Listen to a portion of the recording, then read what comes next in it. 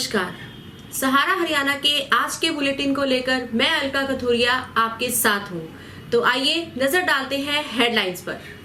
50 पैसे प्रति किलो गेहूं बेचने को मजबूर किसान, कहा अनिल नांदल उर्फ बल्लू प्रधान ने। लघु सचिवालय के बाहर ढेरी लगाकर गेहूं बेच रहे किसान। फिर हरकत में आया प्रशासन। किलोई मंडी में गेहूं की खरीद का आश्वासन देकर समाप्त करवाया धरना। जिला प्रशासन ने किलोई मंडी में भेजी गेहूं की खरीद के लिए टीम। सरकार को फसलों के न्यूनतम समर्थन मूल्यों की घोषणा से पहले किसानों से करना चाहिए विचार विमर्श, कहा सर्वखां पंचायत ने। ओल्ड सेंट्स चर्च रोहतक में चर्च के फादर और परिवार ने लगवाई कोरोना वैक्सीन। स्वामी इंद्रवेश का समाज निर्माण में बहुत बड़ा योगदान, कहा स्वामी आर्यवेश ने। नई किरण नया सवेरा सामाजिक संगठन ने किया MTSFC संस्था के 25 वॉलंटियर्स को सम्मानित। कोरोना काल में सती भाई सेवादास दल के सेवादार दिल से निभा रहे हैं अपनी ड्यूटी। पलवल में तेल की बढ़ती कीमतों के खिलाफ कांग्रेस पार्टी द्वारा पेट्रोल पंप के सामने हुआ विरोध प्रदर्शन। ले लो 50 पैसे प्रति किलो गेहूं ले लो, इन नारों से आज लघु सचिवालय गूंज उठा। सरकार व प्रशासन द्वारा किलोई मंडी में गेहूं की खरीद न करने से परेशान किसानों ने आज लघु सचिवालय के बाहर गेहूं की ढेरी लगाकर गेहूं ले लो के नारे लगाते हुए प्रदर्शन किया, जिसकी अध्यक्षता भारतीय किसान यूनियन अंबावता के प्रदेश अध्यक्ष अनिल नांदल उर्फ बल्लू प्रधान ने की। इस मौके पर भाकियू नेता ने कहा कि जब तक सरकार किलोई मंडी में किसानों के गेहूं का एक एक दाना नहीं खरीदती, तब तक वे भाकियू जिला अध्यक्ष रणधीर उर्फ काला आमरण अनशन पर ही रहेंगे। यही नहीं, किसानों ने गेहूं की सरकार द्वारा बेकदरी करे जाने का आरोप लगाते हुए 50 पैसे प्रति किलो के हिसाब से गेहूं बेचना भी शुरू कर दिया। किसानों द्वारा दिए जा रहे इस धरने को लघु सचिवालय के बाहर प्रशासन ने करीब 3:30 बजे समाप्त करवा दिया। जिला प्रशासन ने किसानों को आश्वासन दिया है कि किलोई मंडी में टीम भेजकर गेहूं की खरीदारी शुरू करवा दी जाएगी। इस पर किसानों ने सहमति जताते हुए धरना समाप्त कर दिया और रोड पर पड़ी गेहूं की ढेरियों को ट्रेली में डालकर वापस किलोई मंडी ले गए। ये जानकारी भारतीय किसान यूनियन अंबावता के प्रदेश अध्यक्ष अनिल नांदल उर्फ बल्लू प्रधान ने दी।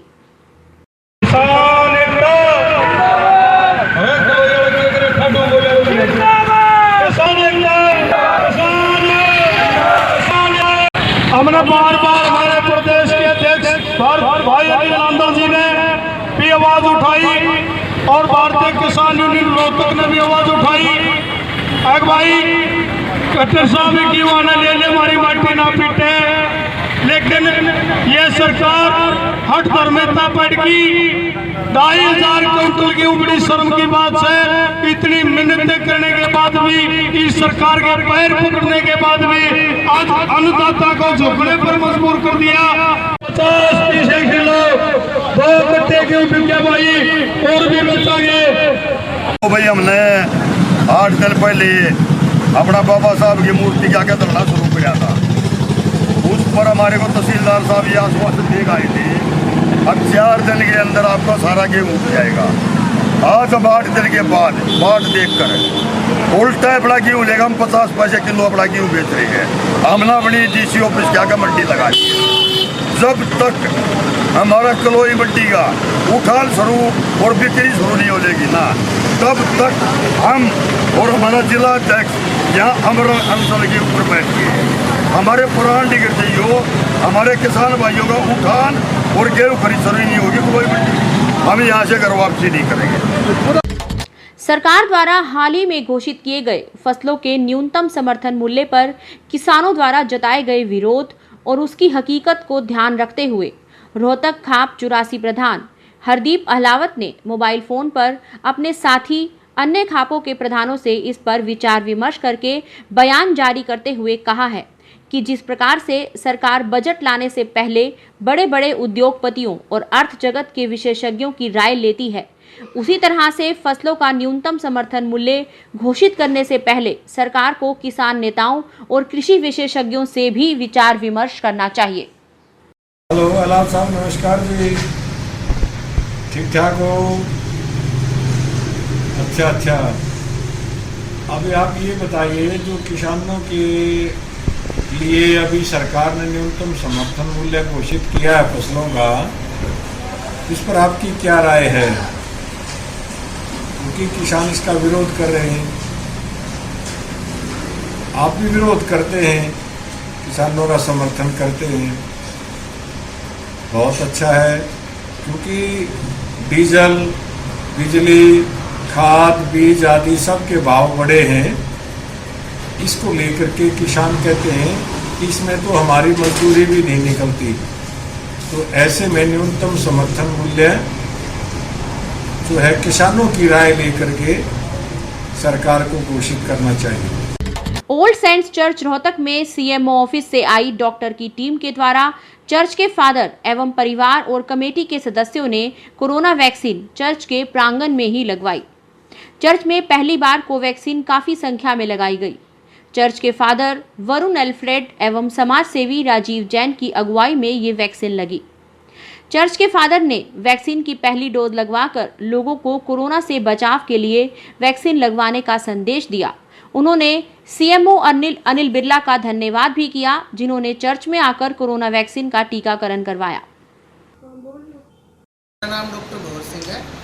आज हम यहाँ रोहतक में चर्च में वैक्सीनेशन के लिए आए थे और आज हमने यहाँ लोगों को वैक्सीनेट किया है ताकि वो कोरोना जैसी बीमारी से बचे रहें, जो कि बहुत ही जानलेवा है। जैसा कि आप जानते हैं, ये बहुत लोगों का हमारे संहार कर चुकी है। हम चाहते हैं कि लोग ज़्यादा से ज़्यादा आगे आएँ, वैक्सीन लगवाएं, ताकि लोगों को जो मृत्यु दर है और बीमारी पर है वो काबू पाया जा सके। प्रभु यीशु मसीह में आप सबको मेरा सलाम। प्रभु का धन्यवाद है कि उसने हम सबके जीवन में ये अवसर दिया है, क्योंकि हम सब जानते हैं कि इस पूरे संसार में महामारी इतनी बुरी तरह फैली है, लेकिन प्रभु का अनुग्रह सब पर है और उसने ये अलग अलग तरह की हमारे जीवन में ये वैक्सीन जो है तैयार की गई है और आज हमें अवसर मिला है कि हम इस वैक्सीन को लगवा सकें। मैं धन्यवाद करता हूँ सीएमओ साहब का, मैं धन्यवाद करता हूँ हमारे राजीव जैन जी का, जिनके द्वारा हमें ये अवसर मिला कि उन्होंने इस पूरे वैक्सीन को लगाने का हमारे चर्च में, जो ऑल सेंट्स चर्च रोहतक में है और लगभग 150 साल पुराना चर्च है, और यहाँ पे हमें ये वैक्सीन उपलब्ध कराई गई। मैं धन्यवाद करता हूँ और धन्यवाद करता हूँ पूरे ये हमारी सरकार का। मैं लोगों के लिए ये मैसेज देना चाहता हूँ कि जी कि जो मास्क ज़रूर पहन के रखें और अपने आप को सुरक्षित रखें, उचित दूरी बना के रखें और वैक्सीन जो हमें ये वैक्सीन दी गई है इसे ज़रूर से आप लगवाएं। आर्य समाज के नेता पूर्व सांसद स्वामी इंद्रवेश जी की 15वीं पुण्यतिथि के अवसर पर स्वामी इंद्रवेश विद्यापीठ आश्रम टिटोली से आज ऑनलाइन युवा संकल्प एवं सम्मान समारोह का आयोजन सार्वदेशिक आर्य प्रतिनिधि सभा नई दिल्ली के प्रधान स्वामी आर्यवेश की अध्यक्षता में किया गया। स्वामी आर्यवेश ने कहा कि स्वामी इंद्रवेश के साथ मैंने बहुत लंबे समय तक काम किया है। वो समाज निर्माण के पुरोधा के रूप में कार्य करते थे। उनका समाज निर्माण में बहुत बड़ा योगदान रहा। कन्या भ्रूण हत्या, नशाखोरी, किसान मजदूर के मुद्दों पर स्वामी जी अग्रणी नेता की भूमिका में रहे। उन्होंने कहा कि ये देश ऋषियों का देश है। देश को नई दिशा देने में आर्य सन्यासियों ने महत्वपूर्ण भूमिका निभाई है। वेद प्रकाश क्षत्रिय ने अपने विचार रखते हुए कहा कि स्वामी इंद्रवेश जी आर्य राष्ट्र निर्माण के प्रथम स्वप्न दृष्टा थे। उन्होंने ही आर्य राजनीति की नींव रखी और समाज में एक आदर्श राजनीति की पहल उन्होंने ही की। कोरोना की पहली लहर में एमटीएफसी संस्था के 86 एवं दूसरी लहर में 25 वॉलंटियर्स ने एकजुट होकर समर्पित भाव से अपनी सेवाएं दी। जन सेवा संस्थान द्वारा संचालित कोविड सेंटर में कुल 158 मरीजों को दाखिल किया गया। 39 दिन तक संस्था वॉलंटियर्स अनीता, मीना हुड्डा, मंजू यादव, अंजलि यादव लोगों की सेवा में जुटे रहे। कम्युनिटी सेंटर में चलाए जा रहे भंडारे में सेवा देने का काम ज्योति बोहत एवं मुस्कान राजोरा द्वारा किया गया। संक्रमित लोगों के घरों में भोजन पहुंचाने का काम प्रियंका एवं ज्योति यादव द्वारा किया गया। वॉलंटियर्स प्रबंधन का कार्य पूजा द्वारा संभाला गया। कार्यालय प्रबंधन सरिता एवं सेवा समाचार प्रबंधन ज्योति कश्यप ने संभाला।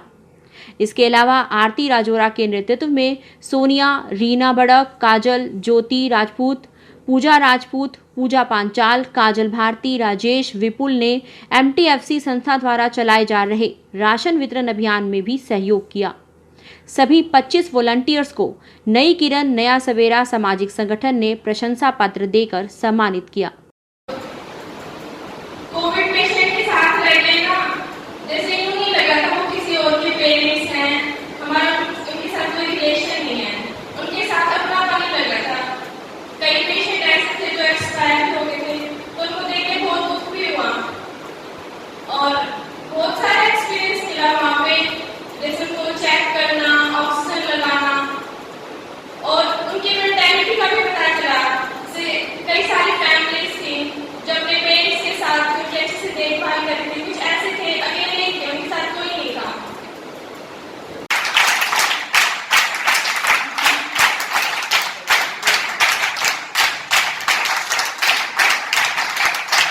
कोरोना काल में सती भाई सेवादास दल के सेवादार दिन और रात अपनी ड्यूटी कर रहे हैं। इन्होंने एक अनूठी मिसाल कायम की है। वे न केवल कोरोना पीड़ित मरीजों को बल्कि सभी जरूरतमंद लोगों को भोजन और पानी की व्यवस्था कर रहे हैं।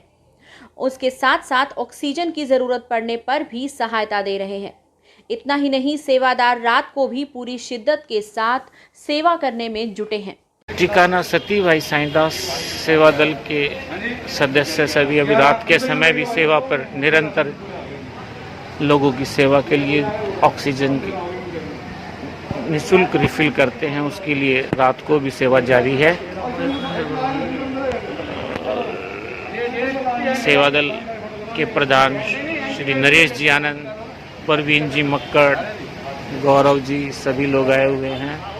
रात का समय है और गैस वितरण के लिए जो ऑक्सीजन की निःशुल्क सेवा है उसके लिए पहुंचा है।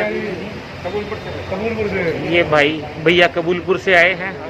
आप सेवा दल के लिए कुछ कहेंगे कि इन्होंने आपकी सेवा काम करने लग रहे हैं भाई, देश की सेवा करने लग रही है। इस महामारी में भी अपना कीमती सामान निकाल कर यार सेवा करना रहे भाई, बहुत अच्छी बात है। आप पलवल में तेल की बढ़ती कीमतों के खिलाफ कांग्रेस पार्टी द्वारा सिंगला पेट्रोल पंप के सामने विरोध प्रदर्शन किया गया। इस मौके पर कांग्रेस के वरिष्ठ नेता एवं पूर्व मंत्री करण सिंह दलाल ने भाजपा की केंद्र और प्रदेश सरकार पर जमकर हमला बोला। इस मौके पर कांग्रेस के सैकड़ों कार्यकर्ता मौजूद रहे।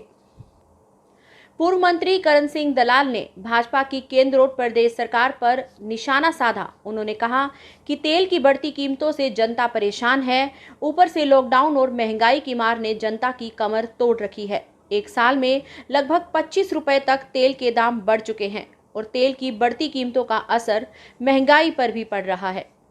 कांग्रेस पार्टी के आह्वान पर हर शहर में एक पेट्रोल पंप के ऊपर जो बढ़ती हुई महंगाई, डीजल और पेट्रोल के दामों की, साथ में जो गरीबों के लिए सरसों का तेल, मिट्टी के तेल का जो इतने दाम बढ़ चुके हैं, इतनी महंगाई हो चुकी है, और जो बढ़ती हुई बेरोजगारी, बिगड़ती हुई कानून व्यवस्था के खिलाफ, और जो किसान धरनों पर बैठे हुए हैं, उनके समर्थन में आज हम सब कांग्रेस के लोगों ने यहाँ 1 घंटे का धरने का हमारा कार्यक्रम था।